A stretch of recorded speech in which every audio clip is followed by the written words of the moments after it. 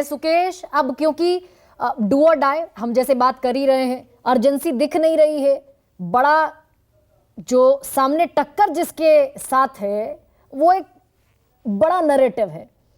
और हमेशा ये हुआ कि एनडीए में भी ऐसा है कि जो सिंगल लार्जेस्ट पार्टी है वो लीड करती है, यूपीए में भी अभी तक ऐसा ही होता आया कि जो सिंगल लार्जेस्ट पार्टी थी उसने लीड किया।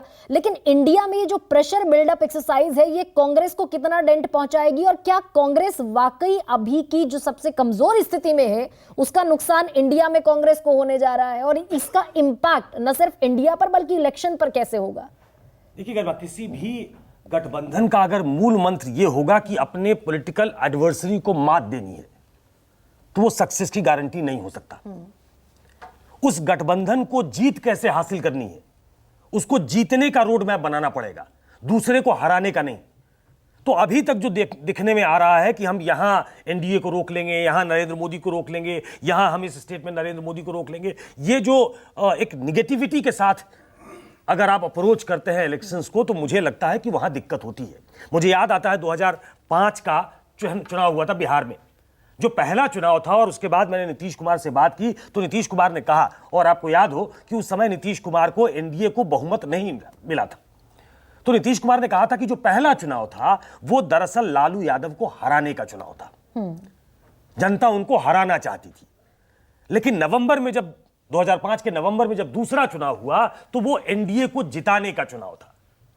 इन दोनों में मूल अंतर है। अभी तक जो इंडिया का अप्रोच दिख रहा है वो किसी तरीके से नरेंद्र मोदी को रोकने का चुनाव दिख रहा है। तो पहला तो मुझे ये दिक्कत समझ में आती है। नीरजा जी ने बिल्कुल सही कहा कि एक सेंस ऑफ अर्जेंसी जो दिखनी चाहिए वो नहीं है। It's still in the making.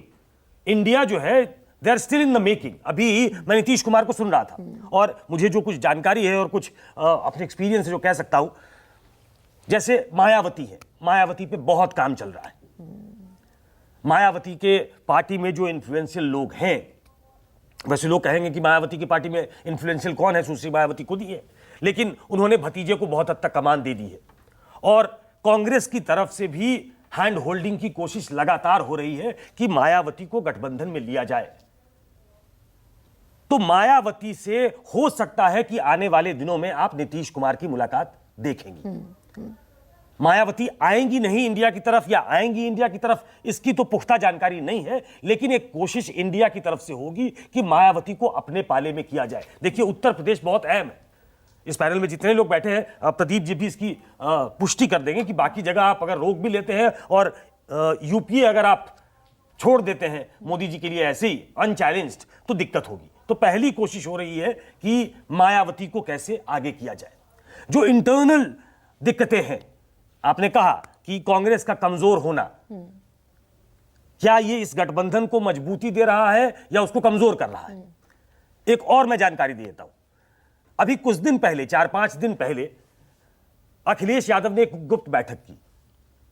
उसमें सारे मुस्लिम इंटेलेक्चुअल्स थे, उसमें रिटायर्ड आईएएस थे, रिटायर्ड आईपीएस थे, रिटायर्ड हाईकोर्ट के जजेस थे, प्रोफेसर्स थे, एडवोकेट्स थे, बिजनेस पर्सन्स थे।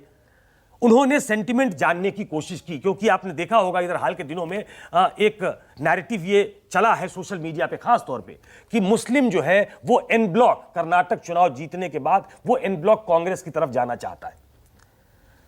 अखिलेश यादव ये फीडबैक चाहते थे मुस्लिमों से कि क्या ऐसा सही में है। उन्हें जो वहां सुनना पड़ा उससे अखिलेश यादव भी अवाक रह गए। उन्होंने कहा कि पहले सच्चर कमेटी पे चर्चा होती थी, मुस्लिमों के शिक्षा और स्वास्थ्य पे चर्चा होती थी, आजकल बुलडोजर की चर्चा हो रही है। हमारे युवाओं को पकड़ लिया जाता है और कोई उनको लीगल असिस्टेंस देने से भी डरता है। आपके जैसे लोग जिनके साथ मुस्लिम कम्युनिटी खड़ी रही हमेशा, आप उस तरीके से आवाज नहीं उठाते। और उसमें लिखते रहे अखिलेश यादव, जो मेरी जानकारी है, उन्होंने नोट किया सब कुछ। उन्होंने यहां तक बताया कि मेरे साथ तो विचित्र स्थिति है, मेरे पिताजी को लोगों ने मौलाना मुलायम कह दिया, हमारे विपक्षियों ने, और जो आपसे फीडबैक मिल रहा है वो उल्टा है, वो बिल्कुल उल्टा है। तो ये जो कॉन्ट्रडिक्शंस हैं, वहां से उनको फीडबैक ये मिला कि बिना कांग्रेस के मत लड़िए, आपको कांग्रेस के साथ आना पड़ेगा। तो कांग्रेस इस जीत के साथ, हिमाचल और कर्नाटक में जीत के साथ, और कुछ राज्यों में जो जीत के मुहाने पे उसे लगता है कि वो खड़ी है, तो वो अपने सहयोगी जो दल है इंडिया के, उनकी आर्म ट्विस्टिंग कर सकती है क्या? या फिर उसने इस बार रिकंसाइल कर लिया है कि आर्म ट्विस्टिंग करने से नहीं होगा, पहले नरेंद्र मोदी को हटाने के लिए हम सबको एक होना पड़ेगा।